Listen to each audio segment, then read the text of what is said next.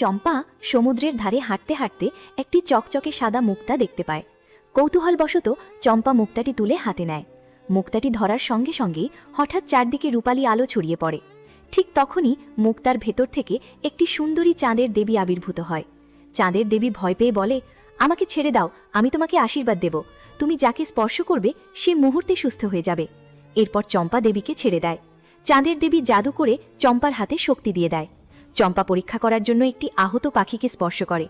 সঙ্গে সঙ্গে পাখিটি সুস্থ হয়ে উড়ে যায়। চম্পা অবাক হয়ে যায়।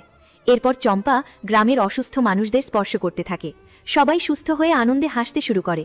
চম্পা খুশিতে নাচতে থাকে। কিন্তু খুশির চোটে ভুলবশত চম্পা তার সুস্থ ভাই সাইনের গায়ে হাত দিয়ে দেয়। সঙ্গে সঙ্গে সাইন অদ্ভুতভাবে নিথর হয়ে মাটিতে পড়ে যায়।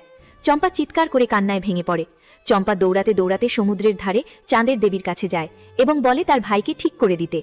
দেবী বলে, তুমি